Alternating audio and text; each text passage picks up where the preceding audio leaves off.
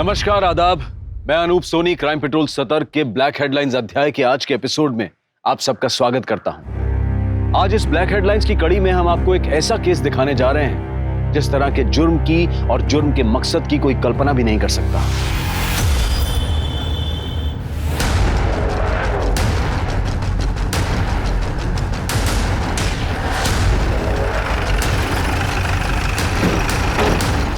Side हटिए आप लोग, साइड हटिए। वेपन मिलता है तो ओके सर। शुक्ला सर, आप लोगों में से किसी ने कुछ देखा? नहीं सर। इस औरत को जानते हो आप लोग? यहीं की है या कहीं और की है? मालूम नहीं सर। सर, ये औरत शायद प्रेग्नेंट थी सर, और पेट शायद इसीलिए काटा गया है क्योंकि बच्चों को बाहर निकाला जा सके, और बाकी बॉडी पे घसीटने के अलावा और कोई चोट के निशान नहीं है सर। घाव और बॉडी की कंडीशन को देखकर ये लग रहा है कि ये मर्डर पिछले 24 घंटे के अंदर हुआ है। सर, शायद चेहरा इसीलिए बिगाड़ा गया है ताकि इसकी पहचान ना हो सके। लेकिन शुक्ला, कोई किसी औरत का इस तरह से पेट चीट कर बच्चा क्यों निकालेगा? क्या मकसद हो सकता है उसका? दुश्मनी या बदला? एक काम करो, आसपास और अच्छी तरह से चेक करो, शायद इसके बच्चे को कहीं आसपास ही फेंका हो।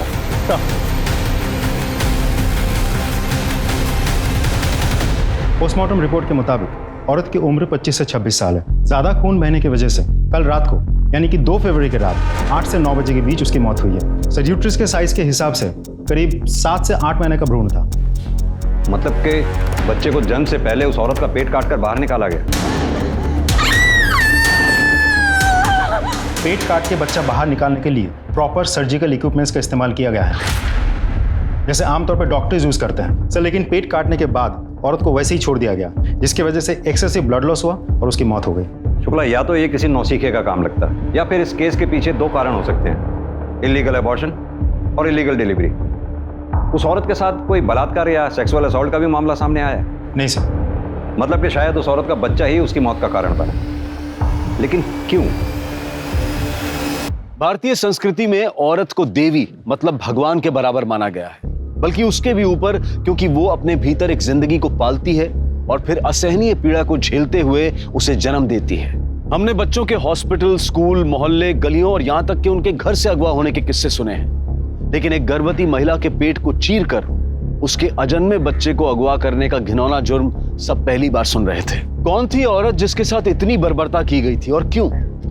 इससे किसी की क्या दुश्मनी, क्या नफरत होगी कि इतनी बेरहमी से इसका कत्ल करके उसके अजन्मे बच्चे को अगवा कर ले? क्या दुश्मनी और नफरत ही इस दिल दहला देने वाले जुर्म का कारण थी, या फिर वजह कुछ और ही थी?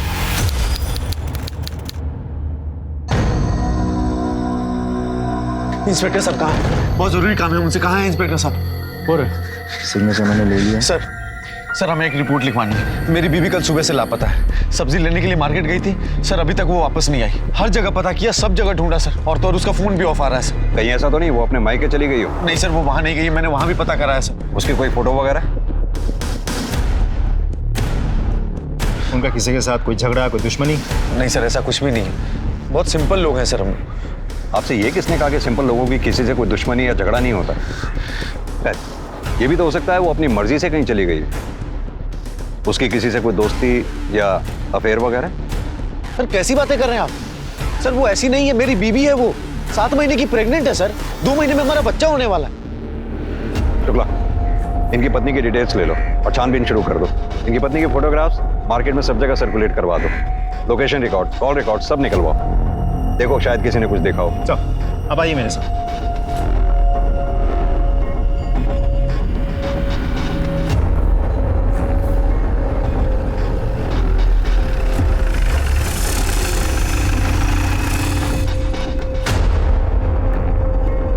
सर, हेमा देवरानी है मेरी, 7 महीने की प्रेग्नेंट है। हम लोग बहुत ध्यान रखते हैं उसका। वो तो प्रेगनेंसी में चलते फिरते रहना सेहत के लिए अच्छा होता है, इसलिए घर के छोटे मोटे काम करने देते हैं हम उसे। लेकिन कल जब वो सब्जी खरीदने निकली तो वापस घर ही नहीं लौटी। सर यकीन मानिए हमारे परिवार में कोई झगड़ा, कोई मनमुटाव है ही नहीं। सर आज के जमाने में भी हम लोग ज्वाइंट फैमिली में रहते हैं सर। 6 लोग के परिवार है। 7वें का तो बड़ी बेसब्री से इंतजार चल रहा है।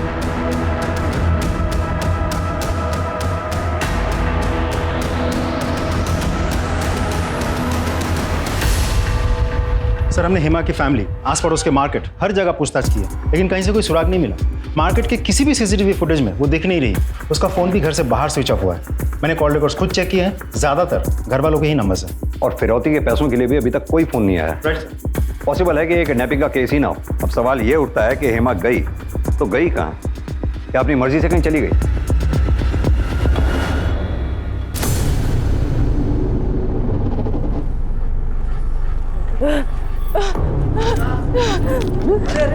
मैडम क्या हुआ आपके साथ? अरे संभलिए संभलिए संभलिए संभलिए संभलिए अपने आप को। कोई पानी ला, पानी ला। मैडम पानी लेकर दो। पानी लेकर। क्या बात है? क्या हुआ? अरे आपसे मिलने आ रही थी, अचानक बेहोश होकर गिर गई।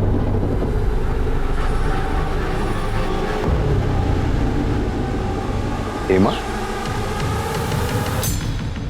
आइए। हेमा? हेमा क्या हो गया तुम्हें? अरे ये सब कहाँ चली गई थी तुम? मैंने उनको रोकने की बहुत कोशिश की, लेकिन नहीं रोक पाए। हेमा तुम क्या कह रही हो? मैं सब्जी लेने जा रही थी मार्केट में और मेरे सामने बहन आके रुकी। सब इतना जल्दी हो गया कि मैं कुछ समझ ही नहीं पाई, और जब समझ में आया तो उन्होंने मेरे आँख, मुंह और पैर बांध रखे थे। फिर पता नहीं वो मुझे वहां से कहाँ लेके गए और मुझे कमरे में बंद करके रख दिया। और फिर मुझे दर्द शुरू हो गया।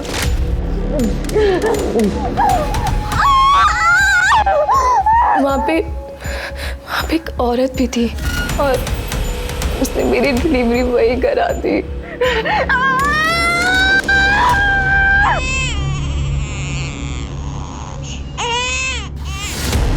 मेरे बच्चे को मेरे सामने से पता नहीं कहाँ लेकर चली गई।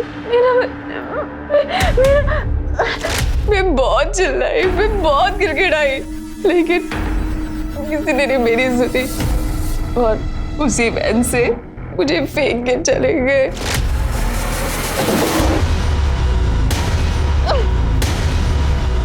मैं बहुत मुश्किल से यहाँ तक पहुंची हूँ। आपने उन किडनैपर्स का या फिर उस औरत का चेहरा देखा है? या फिर कोई ऐसी बात जो आपको याद हो? सर, उनका चेहरा हमेशा ढका रहता था। सर प्लीज, मैं आपके हाथ जोड़ती हूँ, प्लीज मेरा बच्चा वापस ला दो।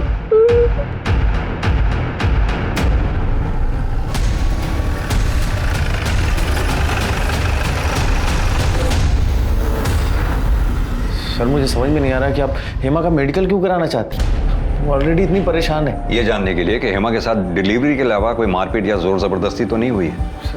लेकिन हेमा बिल्कुल ठीक है, उसके साथ कोई मारपीट, कोई जोर जबरदस्ती नहीं हुई है। और एक बात, उसने किसी बच्चे को जन्म नहीं दिया, दे भी नहीं सकती क्योंकि वो प्रेग्नेंट ही नहीं थी।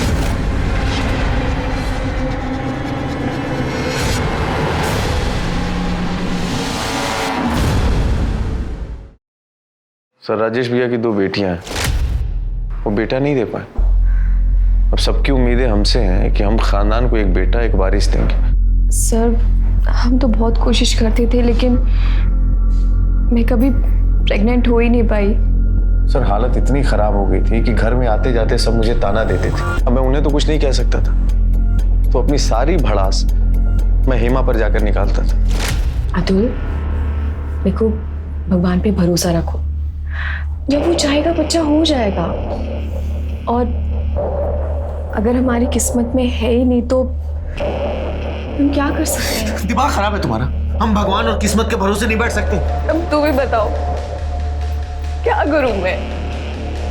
सर 7 महीने पहले हमने ये प्लान बनाया कि सबको जाकर के झूठ कह देंगे कि हेमा प्रेग्नेंट है, और प्रेगनेंसी के 7वें महीने में ये किडनैपिंग का नाटक, ताकि हेमा जब लौटकर वापस जाए और सबको बताए कि उसने अपने बेटे को खो दिया है, तो पूरे परिवार की सिंपैथी मिले और हमें ताना भी नहीं सुनना पड़े। सर, मैंने तो अतुल को कहा था कि ये सब करने का कोई फायदा नहीं है, लेकिन इन्होंने तुम दोनों कुछ पागल वागल हो क्या, या अपना दिमाग इसी तरह की घटिया प्लानिंग में इस्तेमाल करते हो? कभी IVF सेंटर का नाम नहीं सुना आप लोगों ने? वहीं चले जाते। न जाने तुम जैसे कितने कपल्स जो औलाद के लिए तरसते हैं, उन्हें अपनी औलाद मिली है वहां से। यार really sorry sir. We are sorry. अभी तो जाने दे रहा हूं आप लोगों को, अगली बार ऐसा कोई नाटक किया तो मेरे से बुरा कोई नहीं होगा। जा सकते हैं आप लोग। Thank you sir. Thank you sir.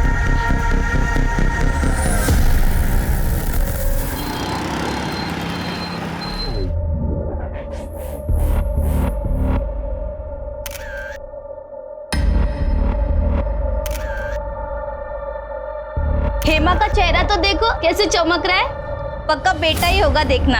Hema, आज तेरी गोद भराई है, माँ बनने वाली है तू। अरे थोड़ा तो मुस्कुरा दे। क्या हुआ हेमा, सब ठीक है ना? तू कुछ परेशान लग रही है। जया भाभी, हेमा का पूरा परिवार है उसका ध्यान देने के लिए, आप अपना देखिए। आपको भी तो 2 महीने में बच्चा होने वाला है। बाकी हेमा को डरने की कोई जरूरत नहीं है ना हेमा?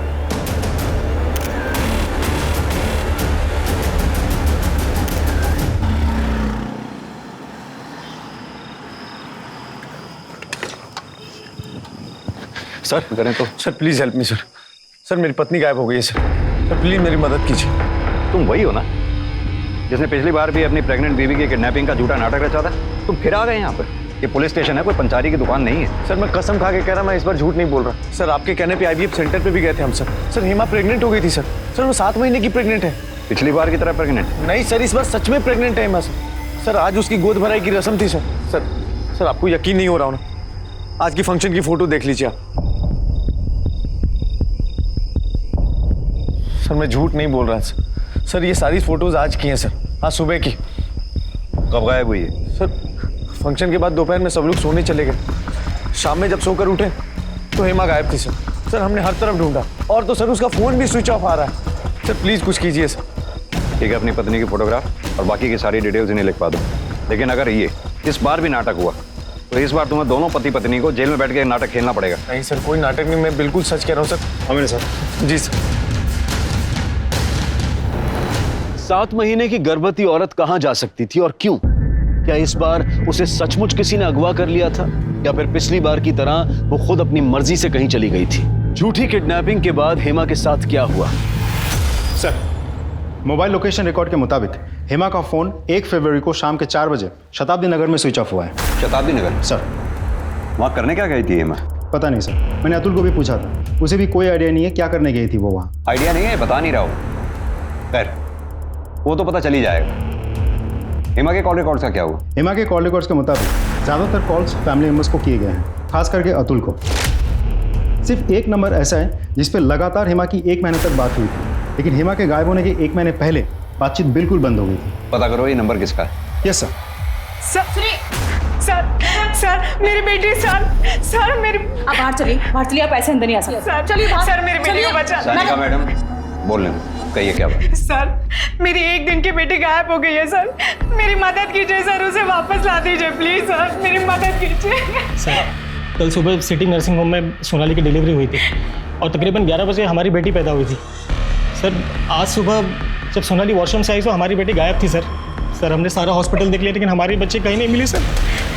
मेरी बेटी को वापस ला दीजिए सर, उसे ढूंढ दीजिए सर। देखिए आप शांत हो जाइए, चिंता मत कीजिए, हम जल्द से जल्द आपकी बच्ची को ढूंढने की कोशिश करेंगे। आप कंप्लेंट लिखवा दीजिए बाहर।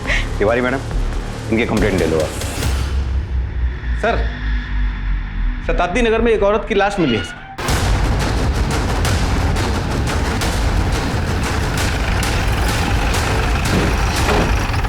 साइड हटिए आप लोग, साइड हटिए।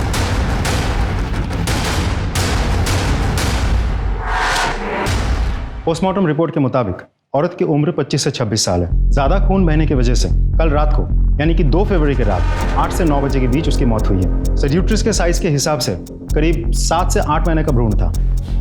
मतलब कि बच्चे को जन्म से पहले उस औरत का पेट काटकर बाहर निकाला गया।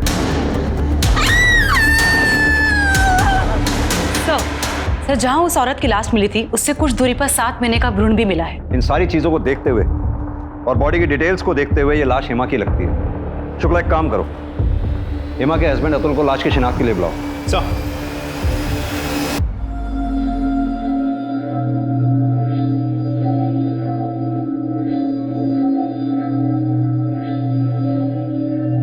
बॉडी के ऊपर से हमें एक कपड़े और गहने मिले।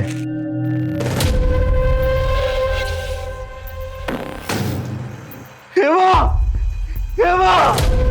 हेमा! हेमा! एक और बॉडी है। बच्चे की बॉडी हमें इन्हीं के पास से मिली थी। दोनों बॉडीज के ब्लड सैंपल हमने टेस्ट के लिए भेज दिए, लेकिन हम कंफर्म कर पाए कि ये बच्चा इन्हीं का है। देखिए, मैं जानता हूँ कि ये मौका नहीं है ऐसे सवाल करने का, फिर भी क्या कोई ऐसा है जिस पे आप लोगों को शक हो, जो ये कर सकता हो? सर, हम आपको पहले ही बता चुके हैं, हम बहुत सिंपल लोग हैं सर। हमारा किसी से कोई झगड़ा, कोई दुश्मनी नहीं है सर। शायद ही कोई ऐसा हो जो हेमा के मां बनने से दुखी होगा।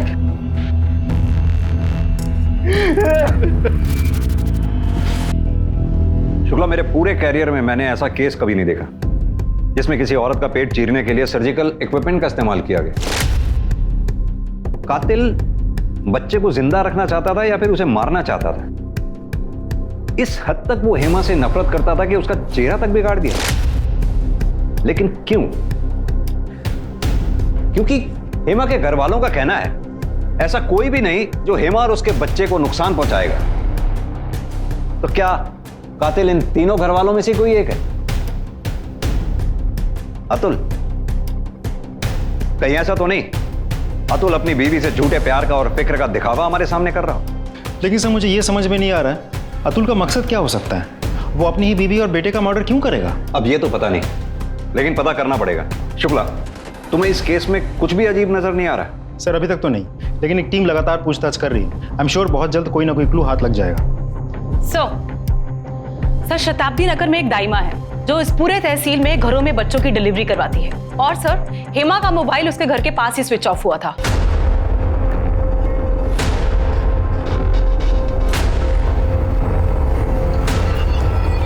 आप इसे जानती हैं? जी, इसे कैसे भूल सकते हैं? अभी 2 दिन पहले तो आई थी हमारे पास। क्यों आई थी आपके पास? जाके एक समस्या थी, वही हल कराने आई थी हमारे पास। दाइमा, क्या आप मेरी मदद कर सकती हैं? मुझे ये बच्चा नहीं चाहिए, प्लीज गिरा दीजिए इसे। बोरा गई है क्या? हाँ, क्या बोल रही है? अरे हम इन हाथों से दुनिया में नया जीवन लाने का काम करते हैं, और तू हमें जीव हत्या करने को कह रही है?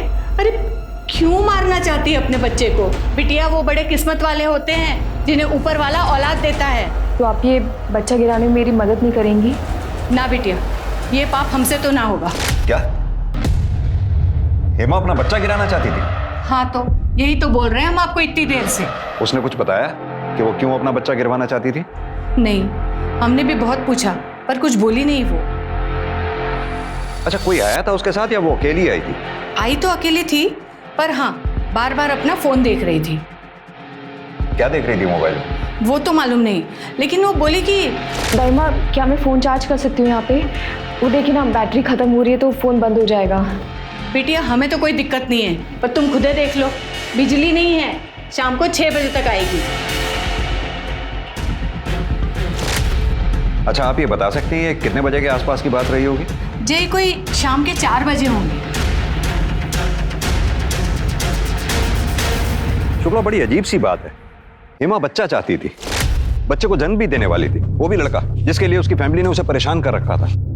सुबह ही उसकी गोद भराई हुई थी, फिर अचानक ऐसा क्या हुआ होगा जिसके लिए वो बच्चा अबॉर्ट करवाना चाहती थी? माजरा क्या है, कुछ समझ में नहीं आ रहा। सर, वैसे हमने विमला दाई का बयान चेक कर लिया है, वो सच बोल रही थी। उस एरिया में दोपहर 2 से शाम के 6 बजे तक बिजली नहीं रहती, और उस एरिया में आसपास कहीं भी सीसीटीवी कैमरा भी नहीं है। सीसीटीवी नहीं है, पर यह तो हो सकता है कि किसी इंसान ने कुछ देखा हो, कुछ सुना हो। हेमा उस दिन अपना फोन चार्ज करना चाहती थी। शुक्ला, हेमा के साथ जो कुछ भी हुआ तो 4 बजे से 9 बजे के बीच में हुआ। सर, हेमा के कॉल रिकॉर्ड्स में जो नंबर मिला था, जिस पर 1 महीने तक उसकी लगातार बात हुई थी, और उसके गायब होने से पहले अचानक 1 महीने पहले उसकी बातचीत बंद हो चुकी थी, वो नंबर महेश शर्मा का है। ये Mahesh Sharma nature IVF clinic में पार्ट टाइम वार्ड बॉय का काम करता है, जहां हेमा अपने बच्चे के ट्रीटमेंट के लिए गई थी। महेश शर्मा? सर, ये महेश शर्मा तो सिटी नर्सिंग होम में भी वार्ड बॉय का काम करता है, और जिस दिन मयूरेश और सोनाली की 1 दिन की बेटी गायब हुई थी, उसी दिन से वो काम पे नहीं आ रहा है, फोन भी स्विच ऑफ आ रहा है। सर महेश का फोन ऑन हुआ और उसकी लोकेशन भी ट्रेस हो गई। शुक्ला, इससे पहले कि वो दोबारा फोन बंद करे या गायब हो जाए, उठा के ले आओ उसे। Sir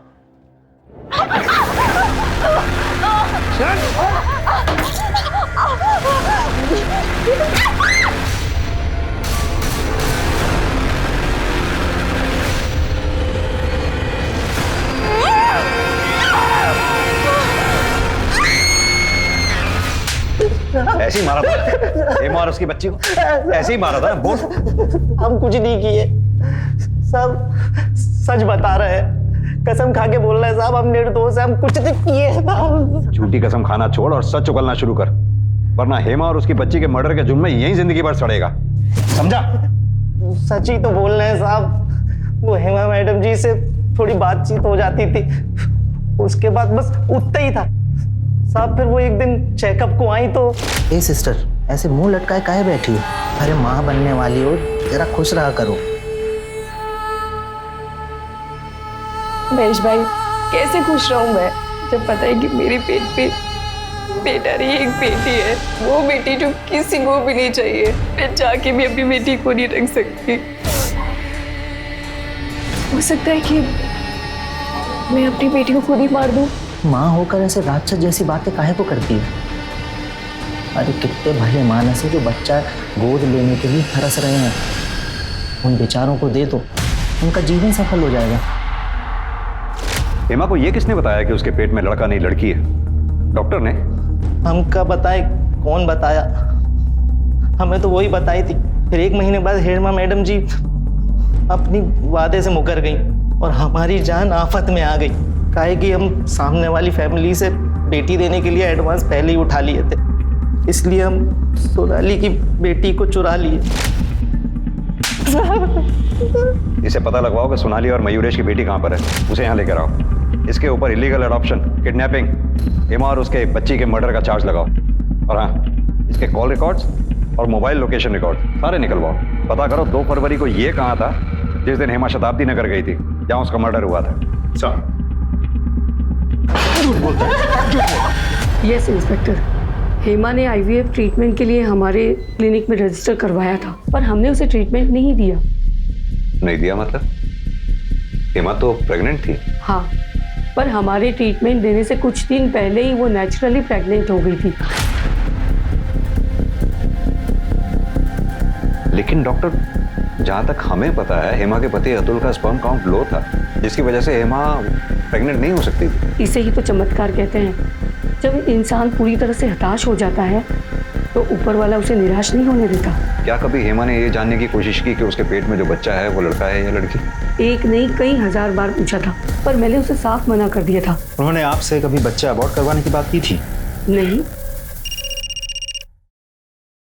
excuse me doctor. Yes. Hello. हाँ, डीएनए रिपोर्ट आ गई तो बच्चे से हेमा का डीएनए मैच कर गया, तो हेमा के पति अतुल से भी कर गया होगा ना?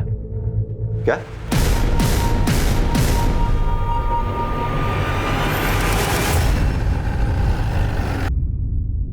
ये क्या बकवास है सर? ऐसा कैसे हो सकता है? हेमा के पेट में पलने वाला बच्चा अतुल का नहीं होगा तो किसका होगा? जरा तमीज से बात कीजिए।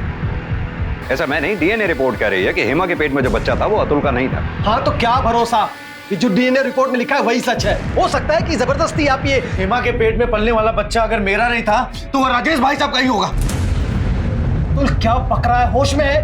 थोड़ी तो शर्म कर। मुझे शर्म नहीं आ रही। अरे आपको शर्म आई थी? भूल गया जब हेमा प्रेग्नेंट नहीं हो रही थी तो आते जाते कैसे ताला देते थे। और उस दिन भाई साहब जब मैं ऑफिस जा रहा था, अरे तब तो हद कर दी थी आपने। अरे अतुल। हाँ भैया। 6 साल हो गए तेरी शादी को, है? कुछ बच्चे के बारे में सोच रहा है? तुझसे नहीं होता तो मुझे बोल, मैं करता हूँ। अतुल, वो बच्चा राजेश का भी नहीं हो सकता। अगर ऐसा होता तो डीएनए रिपोर्ट में राजेश का भी डीएनए 50% मैच होता। हेमा के बच्चे का बाप कोई और ही था। सुन लिया ना अतुल? पड़ गई ना आप कलेजे में ठंडक? मैं आज अपने बड़े भाई को सबके सामने बेइज्जत कर दिया, वो भी उस भाई को जिसने कभी तुझे अपना छोटा भाई नहीं समझा बल्कि हमेशा अपना बेटा माना।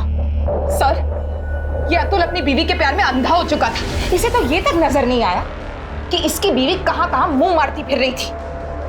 क्या मतलब?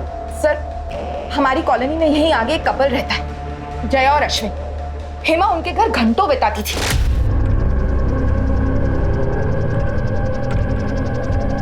हेमा, मंदिर से आ रही हो? हाँ भाभी। क्या हुआ? पूरा पसीना पसीना हो रही हो। चलो थोड़ी देर मेरे यहाँ आराम कर लो, फिर चली जाना। भाभी मैं शाम को आता हूँ। नहीं, कुछ नहीं, चलो अंदर, चलो चलो चलो जल्दी चलो। मैंने खुद कितनी बार देखा है कि जया अपने घर का दरवाजा बाहर से बंद कर उन दोनों को अकेले छोड़कर चली जाती थी। अब भगवान ही जाने वो दोनों अंदर अकेले में क्या क्या गुजराते थे। जबान संभाल के। अरे तू मुझे क्या चुप करवा रहा है? ये सब तेरी बीवी तेरे पीठ के पीछे करती थी जब तू ऑफिस में रहता था। सर, अभी जब हेमा प्रेग्नेंट हुई थी, उसी के आसपास जया भी प्रेग्नेंट हुई थी। लेकिन कहते हैं ना, भगवान सब देखता है। अभी 1-2 दिन पहले उस कमीनी जया का बच्चा भी गिर गया। ताला लगा हुआ है यहाँ, कोई है क्या आसपास? देखो सर, ये इस एरिया का वॉचमैन है। ये घर क्यों बंद है? घर वाले कहाँ हैं? क्या जाने साहब, जया भाभी का बच्चा पैदा होते ही गुजर गया। 3 तारीख को गए थे दफनाने के लिए, उसकी अगली सुबह से ताला जड़ा हुआ। ठीक है, तुम जाओ। Okay sir. शुक्ला सर, ये जया और उसके हस्बैंड का फोन नंबर पता करो। दोनों के call records, mobile location records सब पता करो। दोनों के फोन सर्विलेंस पे डालो, पता करो ये दोनों हैं कहाँ पर। शुक्ला, अगर उर्मिला सच बोल रही है तो हेमा और उसके बच्चे के कत्ल में ये अश्विन एक अहम संदिग्ध है। पर एक बात समझ में नहीं आई, हेमा ने खुद महेश और विमला दाई से ये क्यों कहा कि उसके पेट में बेटी पल रही है, जबकि उसके पेट में बेटा पल रहा था? उसे किसने गलत इंफॉर्मेशन दी होगी जिसकी वजह से वो अबॉर्ट तक करवाने पहुंच गई? अब उसके बच्चे का बाप है कौन? अश्विन या फिर कोई और? सर, अतुल के कॉल रिकॉर्ड्स में एक नंबर मिला जिस पर उसके अक्सर बातचीत होती है। किसका नंबर है? सर, अतुल के घर में काम करने वाली बाई रत्ना का। और जब हमने रत्ना के बारे में पता किया तो ये पता चला कि रत्ना भी 7 महीने प्रेग्नेंट है और अतुल उसे पिछले कुछ दिनों से पैसों की मदद कर रहा है। ओह, तो कहानी में एक और ट्विस्ट। ये सिंपल लोग तो कुछ ज्यादा ही घुमावदार निकले। चलो इस रत्ना से भी पूछताछ कर लेते हैं कि उस पर इतनी मेहरबानी किस लिए। हाँ साहब, ये सच है कि मैं मिश्रा जी के वहाँ मेड का काम करती हूँ। अतुल साहब तो भगवान समान है। उन्होंने मेरी हालत देखकर खुद ही बोल दिया कि तुम आराम करो और तनख्वाह घर में ही मिल जाएगी। इसी हालत की वजह से अतुल तुम्हें तनख्वाह दे रहा था या फिर वजह कोई और थी? या फिर इसलिए दे रहा था क्योंकि तुम अतुल के बच्चे की माँ बनने वाली हो? ये कौन बोल दिया साहब? हम गरीब हैं, हमें तो कोई भी कुछ भी आके बोल देता है। लेकिन उस भगवान समान आदमी पर कीचड़ मत उछालिए। वो तो हेमा दीदी को इतना प्यार करते हैं कि किसी की तरफ नजर उठाकर भी नहीं देखते। प्यार करते थे। अब ना तुम्हारी हेमा दीदी रही और ना ही उसका बच्चा, क्योंकि दोनों को रास्ते से तुमने हटा दिया ताकि तुम अतुल की जिंदगी में शामिल हो सको। सच है ना ये बात? क्या हेमा दीदी नहीं रही? ये तो मुझे नहीं पता साहब। मैं तो कई महीने से घर से बाहर भी नहीं निकली। पर ये सब कैसे और कौन किया? सब कुछ तो ठीक चल रहा था। हमें याद है हेमा दीदी जब पेट से थी तो अतुल साहब को डर था कि कहीं उनकी बेटी ना हो जाए। और साहब, अतुल साहब को पता था कि हमारे पहले से 2 बेटे हैं और वो कुछ महीने पहले हमारे पास आए। रत्ना, अगर इस बार भी तुझे बेटा हुआ और हेमा को बेटी, तो क्या हमारी बेटी के बदले तू अपने बेटे को देगी? किसी को कुछ पता नहीं चलेगा, तेरे पति को भी नहीं। बोल, देगी अपने बेटे को? और इसके बदले में मैं तुझे 5 लाख रुपए भी दूंगा। फिर जब तुम्हें यह पता लगा कि हेमा के बेटा होगा, तुम्हें 5 लाख रुपए जाते हुए नजर आए, इसलिए तुमने हेमा और उसके बच्चे को रास्ते से ही हटा दिया ताकि अतुल की जिंदगी में ना सिर्फ तुम्हारा बच्चा और तुम भी आ जाओ। नहीं साहब, जितना आप बोल रहे हो उतना तो दिमाग भी नहीं है हमारे पास। कसम से साहब, हमने हेमा दीदी को नहीं मारा। Excuse me sir. बोलो Mishra. Good, very good sir. Jay और अश्विन पकड़े गए।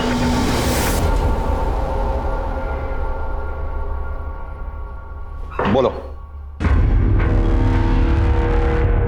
बोलो। सर, मेरी पहली शादी में मेरा तलाक हो चुका था। मेरे पहले पति ने दोनों बच्चों को अपने पास ही रख लिया था। उसके बाद मैं अश्विन से मिली और हम दोनों ने शादी कर ली, जबकि मैं मेरी पहली शादी में ही अपनी नसबंदी करा चुकी थी। सर, मुझे तो नहीं, लेकिन अश्विन को अपना बच्चा चाहिए था जो मैं उसे नहीं दे सकती थी। फिर मुझे हेमा और उसके हालात के बारे में पता चला। मुझे पता चला कि अतुल के लो स्पर्म काउंट की वजह से वो कभी माँ नहीं बन सकती है। फिर हमारे बाबा जी ने हमें बताया कि हमारी किस्मत में बच्चा है, लेकिन वो हमें हेमा के ज़रिए मिल सकता है। इसलिए फिर मैंने हेमा से धीरे धीरे दोस्ती बढ़ाई। उसके बाद वो अपना दुख बताने के लिए मेरे पास आती थी और फिर मैं उसे लस्सी या जूस में नशे की गोलियां मिलाकर दे देती थी, जिससे वो सो जाती थी। और उसके बाद अश्विन उसके साथ संबंध बनाते थे इस उम्मीद में कि वो हमें हमारा बच्चा देगी, वो बच्चा जिसे वो अनजाने ही हमारे लिए पैदा करेगी। फिर हेमा ने एक दिन मुझे बताया कि वो बिना IVF ट्रीटमेंट के नेचुरल तरीके से प्रेग्नेंट हुई है। तो हम समझ गए थे कि वो बच्चा अश्विन का ही है। उसके बाद हमने अपना प्लान आगे बढ़ाया और फिर मैंने भी सबको बोला कुछ दिन में कि मैं भी अब प्रेग्नेंट हूँ।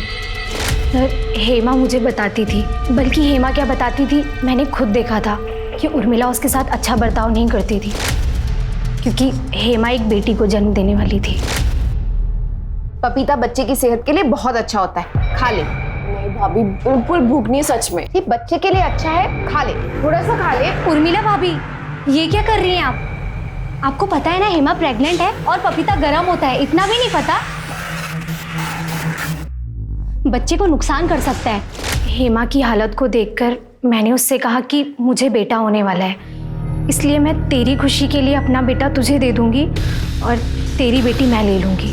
मैंने उसे बोला कि हमें डिलीवरी एक दिन मेरे ही घर पर करनी होगी, ताकि किसी को ये ना पता चले कि हम क्या करने जा रहे हैं। और वो ये बात सुनकर बहुत खुश हो गई। जाने अनजाने में उसने जिस चीज़ का नाटक किया था, हम उसे सच करने वाले थे। हम उसे किडनैप करते और वो गायब हो जाती। उसके बाद उसका बच्चा हम ले लेते और सबको ये बोलते कि मैंने उस बच्चे को जन्म दिया है। सर, हेमा पहले ही गायब हो गई थी। हमें डर था कि हम किसी ना किसी मुश्किल में फंस जाएंगे और इसीलिए हमने जय के मिसकैरेज का नाटक किया और एक गुड़िया को दफना दिया, ताकि लोग समझे कि वो हमारा बच्चा था। और उसके बाद हम अपने गांव में जाकर छुप गए। इतनी मर्दानगी फूट रही थी। शुक्ला, अश्विन का DNA सैंपल लो और हेमा के बच्चे से मैच करके देखो। अश्विन पे हेमा के रेप का चार्ज और इन दोनों पे हेमा और उसके बच्चे के मर्डर का चार्ज लगाओ। नहीं सर, हमने हेमा को नहीं मारा। इतनी मक्कारी की है, क्या पता कि अब भी सच बोल रहे हों।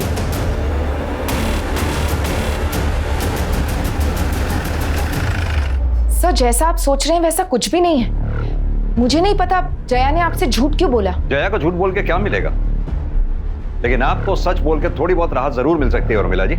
इसलिए अब आप सच बोलिए, वरना पुलिस को गुमराह करने के मामले में आपको अरेस्ट भी किया जा सकता है। समझिए आप? अब आप बोलिए। हाँ सर, मैंने हेमा से झूठ बोला था कि उसे लड़की होगी, क्योंकि मैं नहीं चाहती थी कि वो लड़के को जन्म दे। अगर उसे बेटा हो जाता तो सब कुछ उसका हो जाता। फिर मेरी बेटियों निधि और नेहा का क्या होता? पहले इनकी कोई कदर नहीं, उसके बाद तो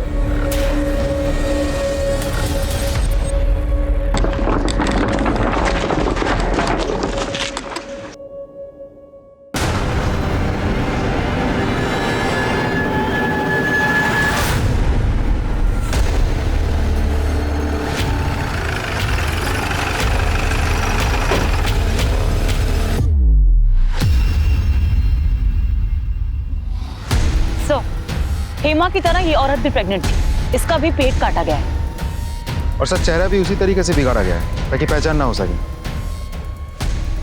अगर चल क्या रहा है? कौन है जो प्रेग्नेंट औरतों को इतनी बेरहमी से मार रहा है? ये तो तय था कि ये किसी एक ही अपराधी का काम था, क्योंकि दोनों महिलाओं को एक ही तरीके से मारा गया था और गर्भ से बच्चा निकालने के लिए बाकायदा सर्जिकल इक्विपमेंट्स का इस्तेमाल किया गया था। और माँ और बच्चे का शव भी आसपास ही पाए गए थे। ऐसा लग रहा था कि कोई जानबूझकर गर्भवती महिलाओं को निशाना बना रहा था। ये लीजिए आपकी चाय। अरे भाभी, एक मिनट में बाहर गया कि आपको शांति नहीं है। लो मुझे दो। डॉक्टर ने आपको मना किया ना। अंकुश भैया का जो भी काम है मैं करूंगा। मुझे बताओ। मिलिंद, अरे उसका काम उसे करने दे, तू अकेले क्या क्या करेगा? क्या क्या कर सकता हूँ उसकी लिस्ट मैं आपको बाद में दूंगा। मैं जा रहा हूँ फिलहाल मार्केट आपके लिए फ्रेश सब्जियां लेने के लिए और आपके लिए फ्रूट्स लेने के लिए। तब तक आप यहाँ बैठेंगे, ठीक है? आइए, आराम से आराम से आराम से आराम से। और इनका ख्याल आप रखेंगे। ठीक है। कूड़े के पास जिस औरत की डेड बॉडी मिली थी उसकी फोटोग्राफ आसपास के पुलिस स्टेशन में भेज दी ना? जी सर। साहब मेरा नाम गणेश है साहब। मेरी जोरू कल सुबह से गायब है साहब। दोनों बेटों को बोलकर गई थी कि घंटे भर में काम से वापस आ जाएगी और अभी तक लौट कर नहीं आई साहब। अब तो उसका फोन भी बंद आ रहा है साहब। नाम क्या है तुम्हारी बीवी का? रत्ना। रत्ना? जी। फोटो वगैरह है? जी। ये देखिए सर। और कोई निशानी? साहब उसके हाथ पे गुदा भी हुआ है यहाँ पे।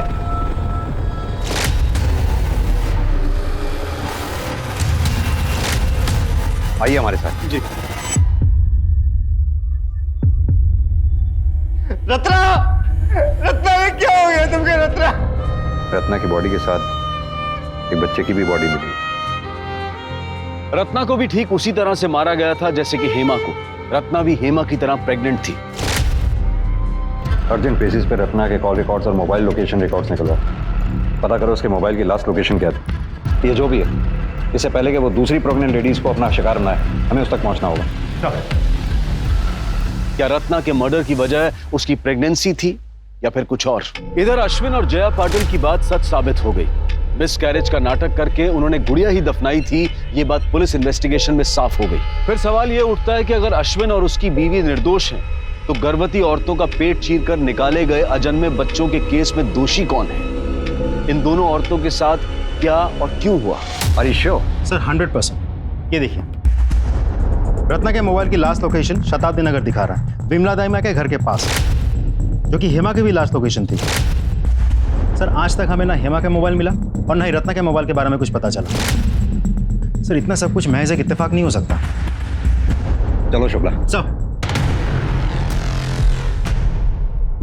क्या रत्ना मर गई? कैसे?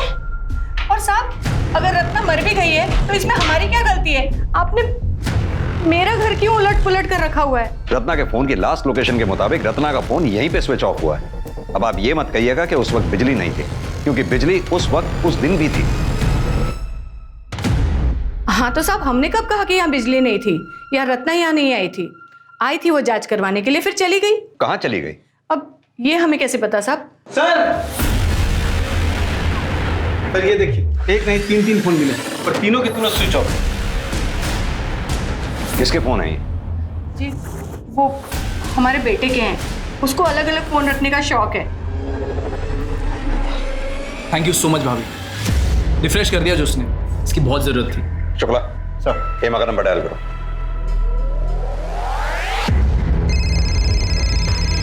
रत्ना का नंबर डायल करो।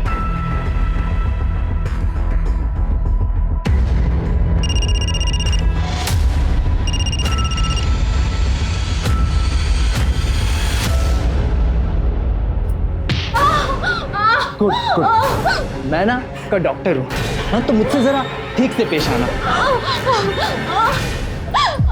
सब मिलिंद नाम है उसका, वो डॉक्टर बनना चाहता था। मैं भी ये सुन के बहुत खुश हुई थी कि बेटा डॉक्टर और माँ दाई माँ सब बढ़िया चलेगा। और उसने 3 बार पेपर दिया और तीनों बार फेल हो गया, पर उसने हिम्मत नहीं हारी थी। उसने बोला कि माँ देखना, एक दिन जरूर डॉक्टर बन के दिखाऊंगा। अभी तो सर्जरी भी तो करूंगा ना, है ना? आराम से आराम से। हाँ प्रैक्टिस करूंगा तो डॉक्टर क्या सर्जन भी बन जाऊंगा। मैंने सोचा ये भी ठीक है, कोई अपनी माँ के पेट से थोड़ी ना सीख के आता है। तभी से उसने डॉक्टरों वाले सारे औजार इकट्ठा करना शुरू कर दिए, कैंची, छुरी, ब्लेड, सब कुछ। मिलिंद है कहाँ पर? भगवान जाने सब कहाँ मिलेगा। सुबह जाते वक्त सिर्फ इतना ही बोल के गया था कि अम्मा आज प्रैक्टिस है। प्रैक्टिस? जी। मिलिंद का नंबर दो हमें। नंबर दीजिए जल्दी। सब चिल्लाने से क्या होगा, हमको नहीं याद उसका नंबर। फोन दीजिए। शुक्ला, मिलिंद का नंबर याद हो। हेलो। हाँ मैंने अभी अभी आपको एक नंबर भेजा है, मुझे तुरंत उस नंबर की लाइव लोकेशन चाहिए।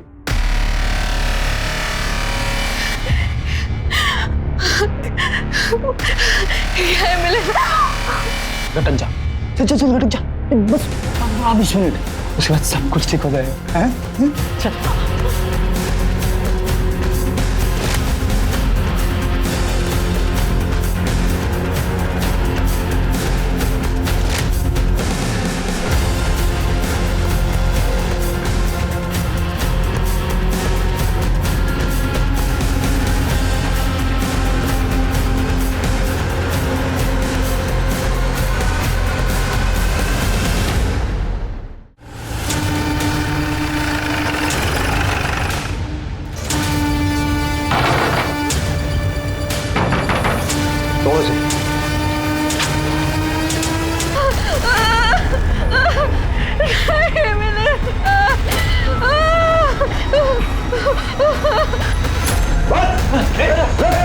चिंता मत कीजिए, आप ठीक है ना?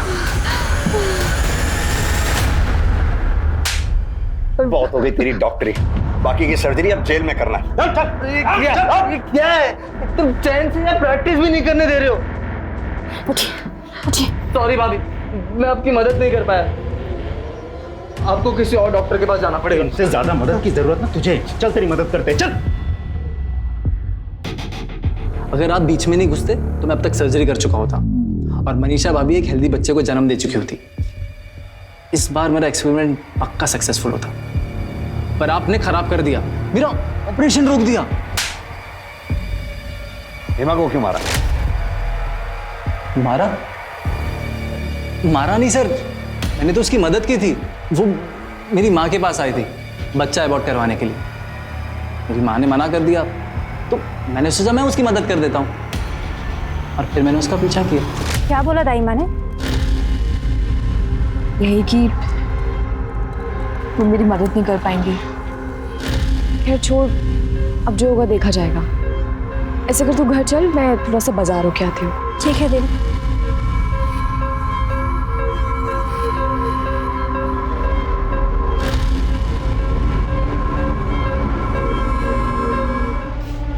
आप चाहो तो बच्चा अबॉर्ट करने में मैं आपकी मदद कर सकता हूँ। अब नहीं, आप घबराइए मत, मैं एक डॉक्टर ही हूँ और मैंने काफ़ी डिलीवरियाँ कराई है। प्रोसीजर बिल्कुल नॉर्मल है और इजीली अबॉर्ट हो जाएगा। आइए बैठिए ना, फिर मैं उसे अपने घर के पीछे खाली गोदाम में ले गया। ये तुम कहाँ लेके आए हो मुझे? तुम तो कहते तुम डॉक्टर हो। हाँ मैं हूँ, टेंशन मत लो। देखो मुझे ना तुमसे कुछ नहीं करना। रुक।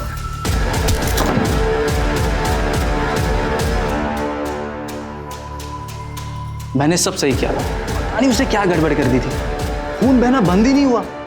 जब बच्चा बाहर आया वो रोया तक नहीं। फिर मैं समझ गया कि दोनों मर चुके हैं। मुझे बहुत गुस्सा आया उस औरत पर।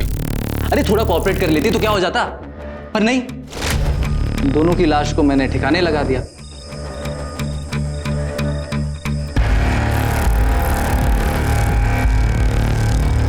हेमा से पहले वैशाली का मर्डर किया था ना? मर्डर नहीं, सर्जरी।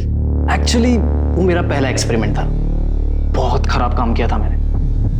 मुझे अपने आप पर बहुत गुस्सा आया। तूने उसकी बॉडी कहाँ फेंकी? उसकी बॉडी मैंने नदी में फेंक दी थी। रत्ना को क्यों मारा? रत्ना? वो मुझसे जवाब मांगने आई थी, उसकी हिम्मत देखिए। उस दिन जब हम हेमादी को छोड़कर ऑटो में बैठे थे तो हम देखे थे तुम कुछ बात कर रहे थे ना हेमादी से। सच बताओ, तुम ही ने मारा ना हेमादी को? सच बता दो, नहीं तो हम पुलिस के पास जाएंगे, फिर वही निपटेंगे तुमसे। सच जानना है ना तुम्हें? हाँ। तो आओ देखो। तुम ये कहाँ ले आए मुझे?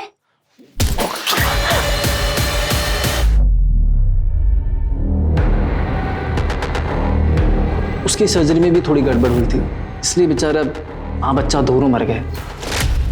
काश मैं उन्हें यादगार के तौर पे अपने साथ रख पाता, पर कोई बात नहीं। याद के तौर पे मैंने उनके मोबाइल रख लिए। शुक्ला, अब तुम इसकी ऐसी सर्जरी करो, ये चाहे भी तो कभी यहां से बाहर ना निकल सके।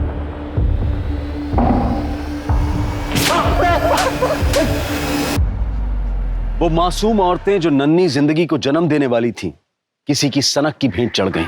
हालांकि सबकी कहानी दर्दनाक है, लेकिन हेमा जिसने एक बच्चे के लिए अपने घर परिवार यहां तक के पड़ोसियों की यातना झेली, और जब वो उस खुशी को पाने जा रही थी तो एक बीमार मानसिकता ने उसका ही जीवन छीन लिया।